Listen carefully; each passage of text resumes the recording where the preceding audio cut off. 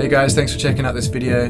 I'm a producer and our production team works with our clients a lot online and remotely to produce their records. One of the questions or issues that crops up a lot is how do we get good vocal takes if the client can't necessarily make it to a studio to record the vocals.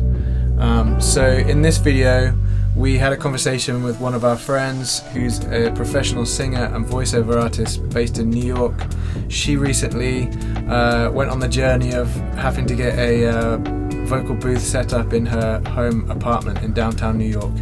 And so we just thought we'd have a conversation with her about that process of what she learned about the space, about the equipment she needed, about the pros and cons of using software to work remotely with her clients. And yeah, it was a great conversation. I hope you guys find it helpful. There are different kind of sections to the conversation, so if you want to go to a specific link like the how she set up the space or the equipment she used, then just go to the links below to the separate sections of the video. Anyway, I hope you find it helpful, and leave comments if you have your own tips or your own ideas or thoughts that would help someone set up a decent vocal booth in their home situation. Thanks for watching. All right.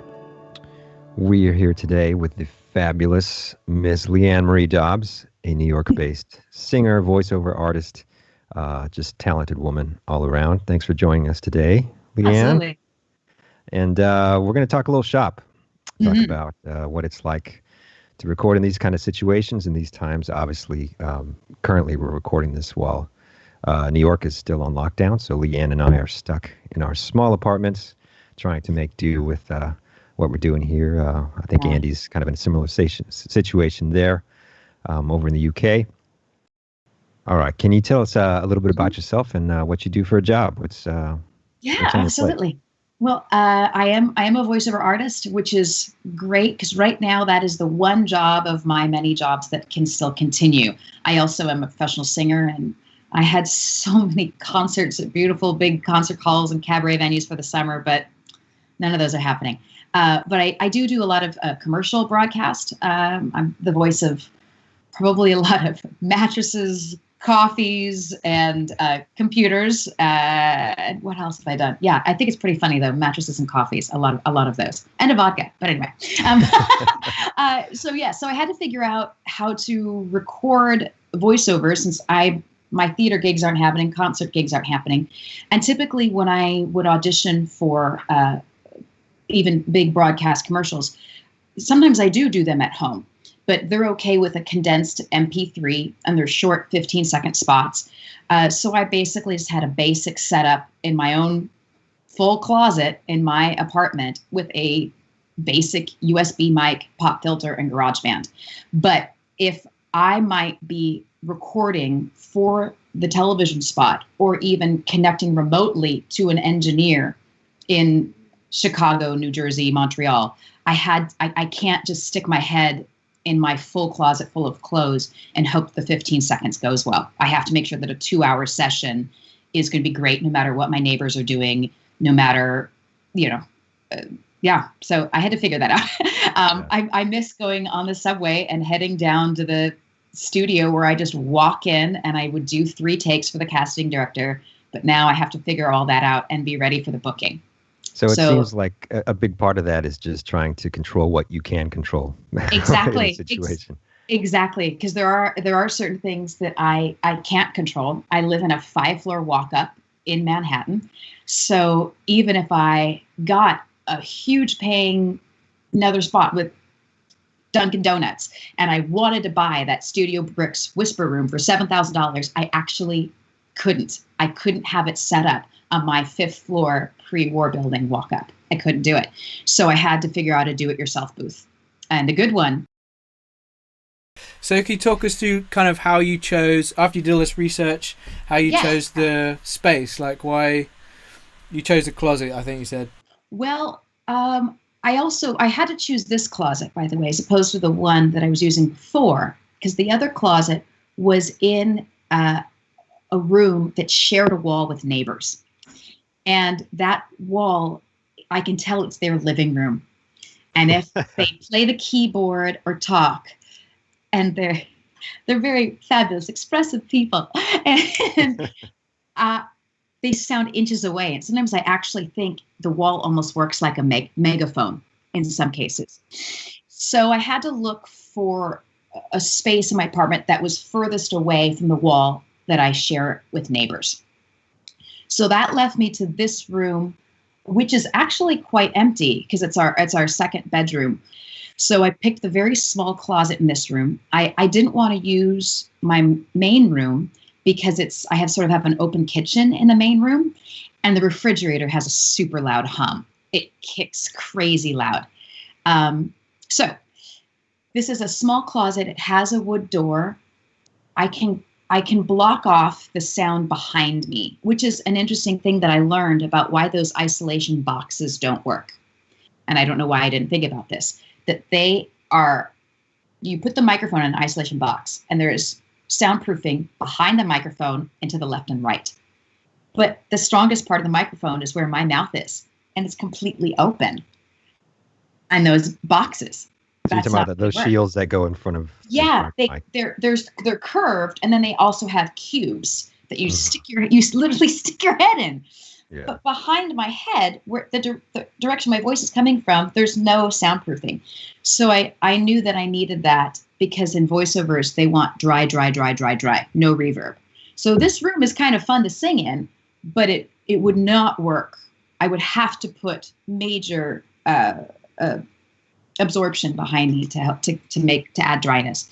So yeah, I picked this closet because there's no neighbors, and I could easily cover up the wall space and above me.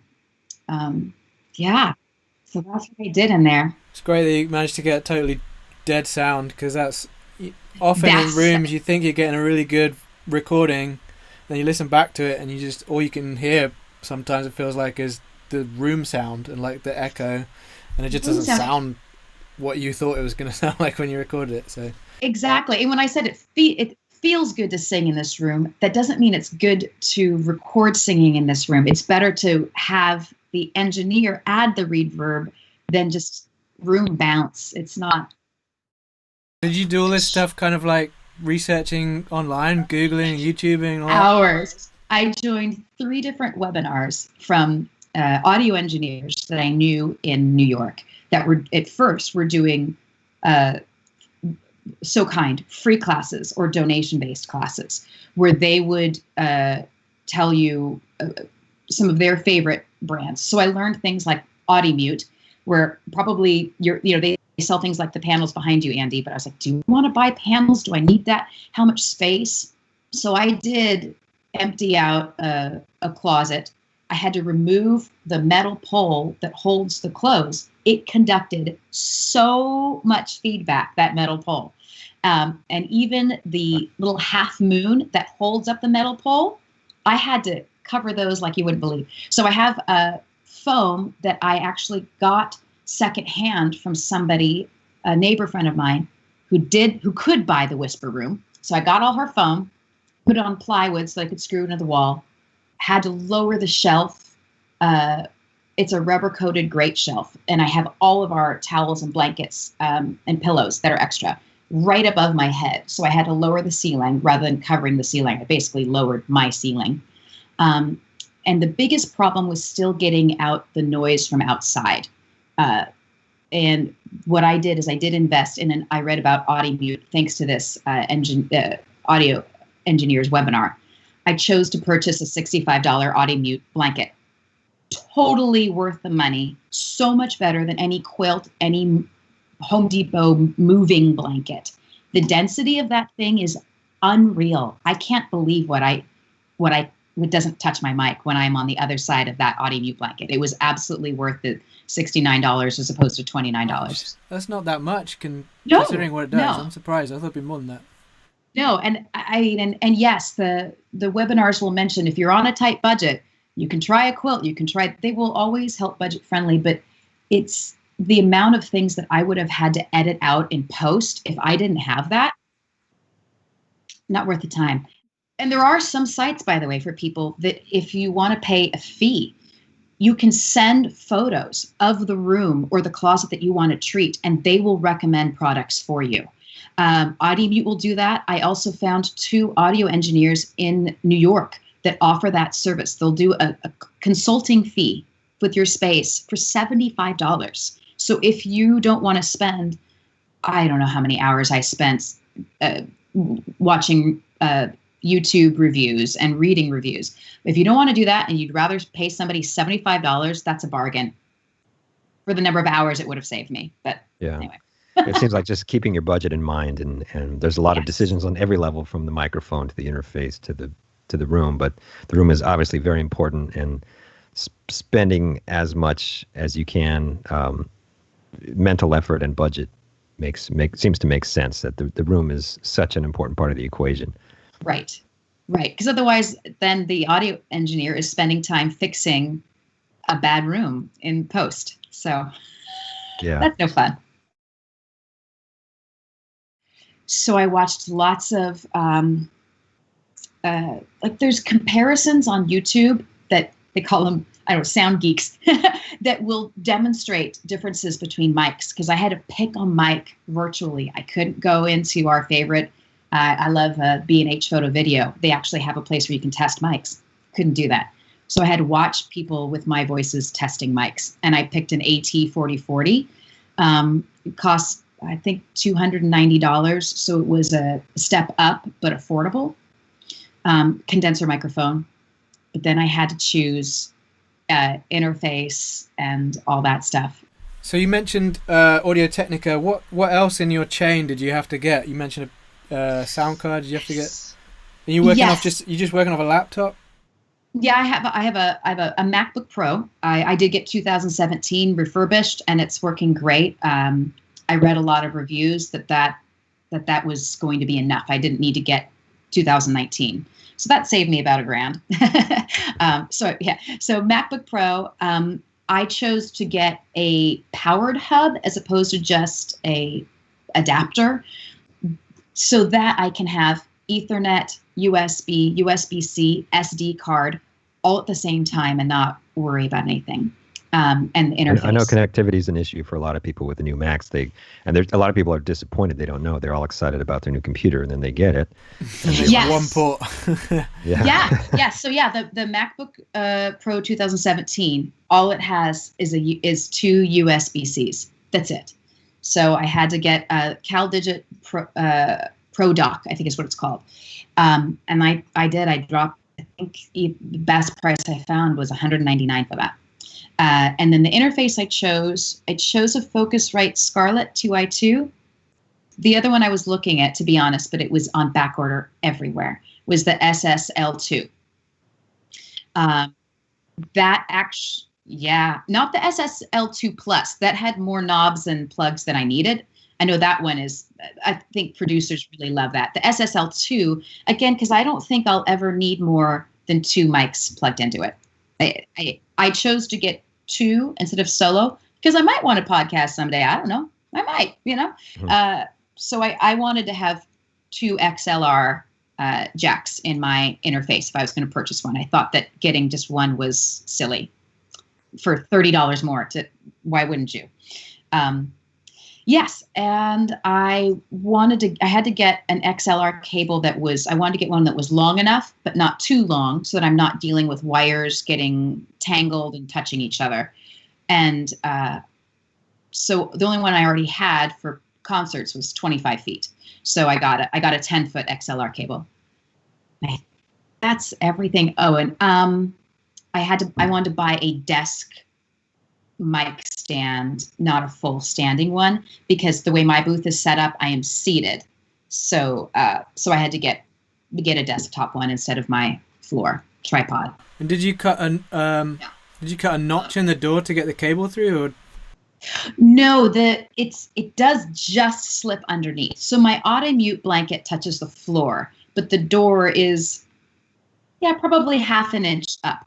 So it's not perfectly to the ground sealed the way that it is when I go into the studios in Manhattan. It's not perfectly sealed, but it's good. It's that audio-mute blanket. I sing its praises. So I'm going to have to check them out. I don't know if they're over here in England. Yeah. It's a good company. And my lights in there are white Christmas lights. And it works just fine.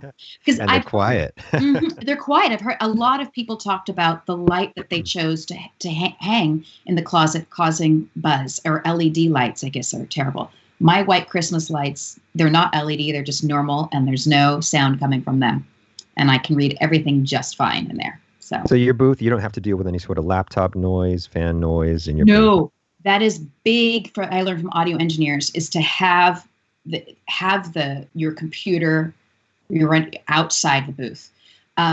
Ideally, what I will upgrade to will be a monitor and a trackpad. But as I've only really had this set up for about 2 weeks, right now I'm screen sharing my computer with a large iPad. So I can see what's going on. I don't have the trackpad yet. I'm working on that. So it is a little tricky. You guys are going to see me. I'll have to run in and out, but eventually I will be able to control the monitor in there. But I don't have the computer in the room. That's really, everybody advises against that. So, and the most important thing I learned that people try to bypass is I had to hardwire my internet so that when I'm connecting to my engineers, to the director, there's no glitches. Yeah, so you don't take chances on Wi-Fi. You're going no Wi-Fi, Ethernet. I hardwire Ethernet, and a lot of people say, "Oh, but my laptop doesn't have an Ethernet." You can get an adapter. It's not that hard, So, a lot of the webinars I was a part of, people acted as if that was an impossibility because they just didn't have that Ethernet port. It's not worth ruling out. It's the stress of Wi-Fi, especially my neighborhood. It's insane. It's maxing out because everybody's home. Everybody's doing work from home subscriptions, home Wi-Fi subscriptions. So yeah. And Netflix. Yeah, exactly. That's hogging the bandwidth. I mean, Andy and I recently tested a few different versions of remote software that are specific to DAWs, to the workstations people use, Pro Tools and Logic, and there were quite a bit of differences, but it's all the same concept. It's just having the ability to share that audio that you're putting down in real time. And obviously for voiceover, it's much more important because the quality has to be there in real time. For producers, it's a little different. Like we can share audio back and forth, and if the connection's not great, we can still kind of get by sending stems back and forth, but what you're saying is true. Like your quality of connection and everything you can do to try and eliminate any problems beforehand is worth putting the time into. There's a lot of decisions that are in the hands of the director and the producer with voiceovers. When I'm in a booth, I don't see the visuals. It's not important for me to see the visuals. They hear my voice, and in the other room, they're looking at the visuals and very often changing my read based on the sound effect, the guitar in the background, or the color that changed across the screen. I think that's a similar thing for us as producers. Like if we're trying to coach a singer and they're singing their song and we're like, that bit could have been a little bit more there and a little bit less there, then it's great to be able to like live just say, hey, let's do that again and try it this way, and just be able to coach them along, because sometimes they can't hear what they're singing, like in terms of the shape of the song and stuff. So absolutely, you can hear everything on your end, and that's the time that it'll save in the moment versus emailing back and forth. That saves a lot of time to be connected. Yeah. The other great thing about this is, like, who knows what it's going to be like after this pandemic's over. You got a great setup that could potentially you could just carry on using. Like, you don't need to go to the studios. You can just keep working in your house. Absolutely. So maybe in New York, of course, we love being able to work with each other. But if I just got a first commercial with a company that always works out of Montreal, I think prior to this, they would have found local talent. And in this case, they used me, and maybe now they'll continue to use me because it wasn't any different, my connecting with Montreal than New York. I'm still doing it from my booth. So I might have a new skincare client using my booth. Do you get free samples? I've only had that request work once in all the spots I've done. Sign us up. I know. I'll try. I should try.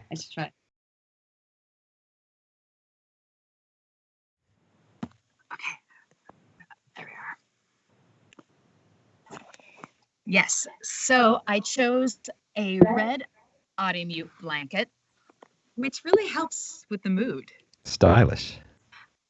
And you see my white Christmas lights. And this shelf came with the closet. It's rubberized metal, and it didn't seem to conduct any sound. And that's stacked above it are my pillows, blankets, towels. So it's the linen closet above my head, which saved me on purchasing panels for the ceiling. Nice. And then you got some panels to the right of you by the look of it, some audio. Panels and behind me. And behind you. And I did a panel and a towel to cover up that half moon of metal that held the clothing rod. It made the towel on top of it made a difference. Wow. Yeah. That's great. It's super cozy in there. Yeah. Excellent stuff. Well, let's do some takes of singing. Great. Okay. Now I have to change what goes in my ears to do No this for worries. you guys.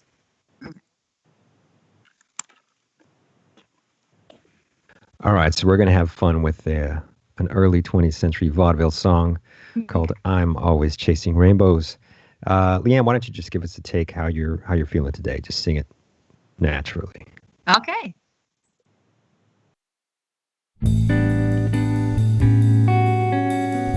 I'm always chasing rainbows, watching clouds drifting by.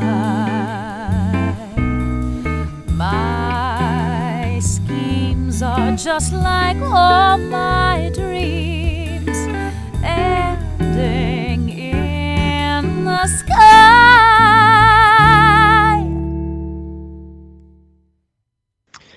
Let's just get one more just to have it. Let's. Why don't you do one a little longer, a little more connected phrasing. Sure thing.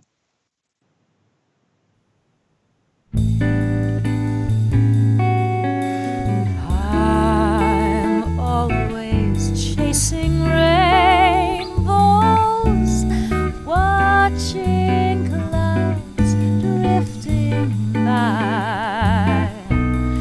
My schemes are just like all my dreams, ending in the sky.